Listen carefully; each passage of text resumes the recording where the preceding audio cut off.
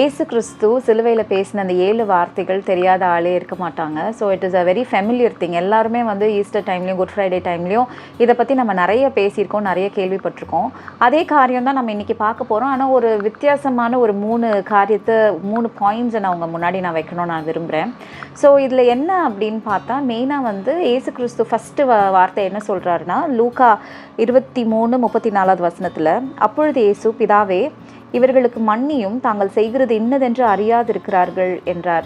So இவர் வந்து Jesus வந்து என்ன பண்ணுறாருன்னா, பிதா கிட்ட ஒரு ரெக்கமெண்டேஷன் பண்ணுறாரு, இவங்களுக்கு மன்னிங்க, ஏன்னா இவங்க என்ன செய்கிறாங்கன்னே இவங்களுக்கு தெரியல அப்படின்னு சொல்லிட்டு ஏசு கிறிஸ்து வந்து சிலுவையில் அவரோட கடைசி சில மணி நேரங்கள் இருக்கும்போது அவர் வந்து என்ன பண்ணுறாருன்னா, தன்னோட ஜீவனை அவர் பிதாவுடைய கையில் ஆவியை ஒப்படைக்கிறதுக்கு கொஞ்சம் முன்னாடி இந்த கான்வர்சேஷன்லாம் நடக்குது. அப்போ என்ன சொல்கிறாரு, இவங்களுக்கு மன்னிங்க அப்படிங்கிறாரு. ஸோ இதனால் இந்த வார்த்தை இவர் சொன்னதுனால நம்ம நிறைய பேர் என்ன நினச்சிட்ருக்கோம் அப்படின்னா, பிதாவாகிய தேவன் வந்து பயங்கர கோவக்காரரு, பயங்கர ஆங்க்ரியாக இருக்கார், மக்களை வந்து அவருக்கு பிடிக்கவே இல்லை, நம்ம பாவம் செஞ்சதுனால அவர் நம்மளை டோட்டலாக அழிக்கணும்னு நினைக்கிறாரு, வெறுக்கிறாரு. ஆனால் ஏசு கிறிஸ்து தான் நடுவில் வந்து மீடியேட்டராக வந்து தன்னுடைய ஜீவனை கொடுத்து நம்மளோட பாவங்களுக்கு ஒரு பரிகாரம் அவர் செஞ்சதுனால பிதாவாகிய தேவனுக்கு இவர் ரெக்கமெண்டேஷன் பண்ண வேண்டிய ஒரு சிச்சுவேஷன். கிராஸ்க்கு முன்னாடி வரைக்கும் தேவன் வந்து ரொம்ப ஆங்க்ரியாக இருந்தார், ஃபாதர் வந்து ஆங்க்ரியாக இருந்தார், கிராஸ்க்கு அப்புறம் தான் அவர் நம்ம மேலே பிரியமாக இருக்கார் அப்படின்னு சொல்லிட்டு நம்ம நிறைய நினைக்கிறோம். ஆனால் அது கரெக்ட் கிடையாது. பிதாவாகிய தேவன் நம்மளை ரொம்ப ரொம்ப ரொம்ப ரொம்ப நேசிக்கிறாரு. அதனால தான் அவருடைய ஃபஸ்ட்டு திங் நம்ம புரிஞ்சிக்க வேண்டிய விஷயம் என்ன அப்படின்னா, அவர் நம்மளை ரொம்ப சிலுவைக்கு முன்னாடியுமே he loved us so much, that is why he gave his only begotten son. John 3:16, யோவான் 3:16 தேவன் தம்முடைய ஒரே பேரான குமாரனை, அப்போது பேரண்ட்ஸ் வந்து அவங்களுக்கு ஒரு பிரச்சனை வந்தாலும், அவங்களுக்கு ஒரு கஷ்டம் வந்தாலுமே ஈஸியாக வந்து அதை ஹேண்டில் பண்ணிடுவாங்க. ஆனால் பிள்ளைங்களுக்கு ஒன்று அஃபெக்ட் பண்ணுது, பிள்ளைங்களை ஒரு காரியம் பாதிக்குது அப்படின்னா அதை வந்து பார்த்துட்டு சும்மாவே இருக்க மாட்டாங்க. ஆனால் நம்மளுடைய பிதாவாகிய தேவன் நிமித்தம் நமக்காக அவர் என்ன பண்ணலையா, சொந்த பேரான குமாரனை கூட அவர் வந்து ரெஸ்ட்ரெயின் பண்ணாமல் நமக்காக அனுப்புனார்னா, அப்போ அவர் எந்த அளவுக்கு நம்மளை நேசிச்சிருக்கணும். அப்போது சிலுவைக்கு அப்புறம் அவர் நேசிக்கல, சிலுவையே என்னதான் அவர் நம்ம மேலே காமிச்ச நேசம்தான். அப்போ ஏசு கிறிஸ்து அந்த இடத்துல சொன்னதுனால பிதாவாகிய தேவன் நம்மளை அதுக்கு முன்னாடி வெறுத்தார்னு அர்த்தம் இல்லை, he loved us so much. So இந்த ஒரு காரியத்தை நம்ம வந்து ஃபஸ்ட்டு திங் நம்ம மறக்கவே கூடாது. என்ன அப்படின்னா, God was not angry even before the cross. He loved us so much even before the cross. That is why cross came in the plan.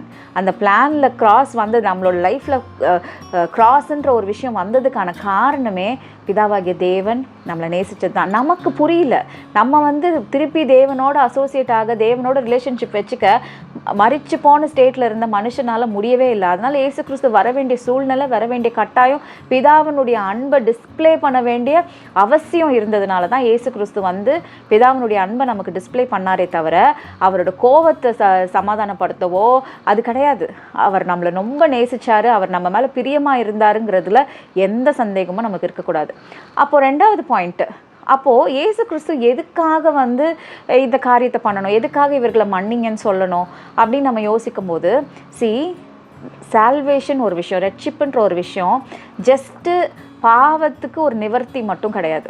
பாவத்துக்கு ஏசு கிறிஸ்து ஒரு நிவாரணம் மட்டும் பண்ணிட்டு போயிடல. அவர் வந்து சால்வேஷனை ஒரு பேக்கேஜாக தான் நம்ம கொடுத்துருக்காரு. இந்த சால்வேஷனுக்குள்ளே எல்லாமே இருக்குது. அதில் ஃபஸ்ட் அண்ட் ஃபார்மோஸ்ட் விஷயம் என்ன தெரியுமா, மன்னிப்பு. அந்த மன்னிப்பை ஏசு கிறிஸ்து அங்கே சிலுவையில் நமக்கு டெமான்ஸ்ட்ரேட் பண்ணி காட்டுறாரு. இப்போ என்ன விஷயம் அப்படின்னா, இந்த மன்னிப்புங்கிற ஒரு காரியம் மட்டும் வந்து அதை நம்ம வேல்யூ பண்ணவே மாட்டோம். நம்மளை வந்து யாராச்சும் ஒருத்தர் ஈஸியாக மன்னிக்கிறாங்க. இப்போ ஏசு கிறிஸ்துவோட மரணமே எடுத்துக்கோங்களேன், ஏசு கிறிஸ்துவோட சாக்ரிஃபைஸே எடுத்துக்கோங்களேன், அதை நிறைய நேரம் நம்ம டேக் ஃபார் கிராண்டடாக எடுத்துக்கிறோம். ஏன் டேக் ஃபார் கிராண்டடாக எடுத்துக்கிறோம்? ஆமாம், பண்ணிட்டார், எல்லாம் முடிஞ்சிச்சு, இப்போ நான் எப்படி வேணால் இருக்கலாம். அது கிடையாது.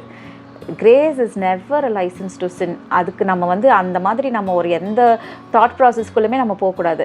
ஆனால் அது நம்மளை என்ன பண்ணுது அப்படின்னா, அவரோட மன்னிப்பு நம்மளை என்ன பண்ணுதுன்னா, it gives us the confidence to go into his presence. நமக்கு வந்து அந்த தைரியத்தையும் அந்த கான்ஃபிடென்ஸையும், எங்கள் அப்பா என்னை நேசிக்கிறாரு, எந்த சூழ்நிலையிலும் என்னை கைவிட மாட்டாருன்ற அந்த கான்ஃபிடென்ஸை இந்த ரட்சிப்பின் மூலமாக, இந்த மன்னிப்பின் மூலமாக தேவன் நமக்கு வந்து என்ன பண்ணியிருக்காரு, கொடுத்துருக்காரு. ஸோ நான் தப்பே பண்ணாலும், நான் தப்பு பண்ணிட்டேன், தப்பே நான் ஹியூமன்லி நான் வீக், நான் தப்பே பண்ணிட்டாலும் என்னோட ஃபாதரோட லவ்வில், ஏசப்பாவோட லவ்வில் எந்த மாற்றமும் இருக்க போகிறது கிடையாது. கான்சிக்வன்சஸ் மேபி நான் ஃபேஸ் பண்ணலாம், ஆனால் அந்த கான்சிக்வன்சஸ்லேருந்து அவர் ரட்சிக்கிறதுக்கு வல்லவராக இருக்கார். ஸோ அவர் என்ன பண்ண மாட்டார், என்னை எந்த விதத்துலையும் எந்த நேரத்துலையும் என்னை கைவிட மாட்டார். நான் மரண இருளின் பள்ளத்தாக்கில் நடந்தாலும் எனக்கு பொல்லாப்பு நேரிடாது. ஏன்னா அவர் என்ன பண்ண மாட்டார், என்னை விட்டு விலகவே மாட்டார். He will never forsake me. So first thing in salvation is forgiveness. இது நம்ம எப்படி புரிஞ்சுக்கணும் அப்படின்னா, இந்த forgiveness மட்டும் you will realize the value of forgiveness only when you forgive. So the third point is, first point is God was never angry. He loved you so much even before the cross. Second point is salvation is a package and the first thing is forgiveness. Third thing is இந்த மன்னிப்பு நம்ம display பண்ண முடியும். இவ்வளோ பேடாக, இவ்வளோ மோசமான சிலுவையில் தொங்கிட்டு இருக்க ஜீவனை பறிக்கொடுக்க போகிற அந்த நிமிஷத்துலேயும் கூட இருந்த அத்தனை பேரும் எனக்கு ஏமாற்றிட்டாங்க, என்னோடயே இருந்தாங்க. என்னோட சொந்தம், என்னோட ஃபேமிலி மெம்பர்ஸ், என்னோட ஃப்ரெண்ட்ஸ், என்னோட டிசைபிள்ஸ் யாருமே என் கூட நிற்கல. யாருமே நான் சொன்ன எந்த காரியத்தையுமே புரிஞ்சிக்கல. லிட்ரலி ஐ வாஸ் பிட்ரேட் அப்படின்ற இருக்க சூழ்நிலையில் கூட இயேசு கிறிஸ்துவால் என்ன பண்ண முடிஞ்சுச்சு, மன்னிக்க முடிஞ்சு. அப்படின்னா என்ன அர்த்தம்? He is telling us, நான் இதை பண்ண முடியும் அப்படின்னா நீங்களும் இதை பண்ண முடியும். நான் பண்ணுறேன் ஒரு காரியம்னா என்னை காட்டிலும் பெரிய காரியங்களை உங்களால் பண்ண முடியும் அப்படின்ட்டு ஏசு கிறிஸ்து நம்ம காட்டுற. ஏசு கிறிஸ்து நம்மளால் செய்ய முடியாத எந்த காரியத்தையுமே என்ன பண்ண மாட்டார், செஞ்சு காட்ட மாட்டார். அப்போ 5000 பேருக்கு அவரால் போஷிக்க முடியும் அப்படின்னா அது நம்மளாலே முடியும். எதெல்லாம் நம்மளால் முடியுமோ, ஒரு வியாதியஸ்தரை சுகமாக்க முடியும்னா அது நம்மளாலே முடியும். அதுதான் அவர் என்ன பண்ணார், he was an example to us. அப்போது இந்த காரியத்துலேயும் even at your worst situation, even at your எப்படிப்பட்ட, அதாவது நான் நினச்சி பார்க்க முடியாத ஒரு சிச்சுவேஷன், ஏற்றுக்க முடியாத துரோகம் அப்படி இருந்தால் கூட யூ கேன் ஸ்டில் ஃபர்கிவ். நம்ம எவ்வளோக்கு எவ்வளோ ஃபர்கிவ் பண்ணுறோமோ அவ்வளோக்கு எவ்வளோ ஃபர்கிவ்னஸோட அருமையை நம்மளால் புரிஞ்சுக்க முடியும். ஏமாலியாக இருக்கணும்னு அவசியம் கிடையாது. Jesus knew who Judas was. ஜூடஸை பற்றி அவருக்கு நல்லாவே தெரிஞ்சிச்சு. நீ தான் என்னை காட்டி கொடுக்க போகிறேன்னா சொல்கிறாரு.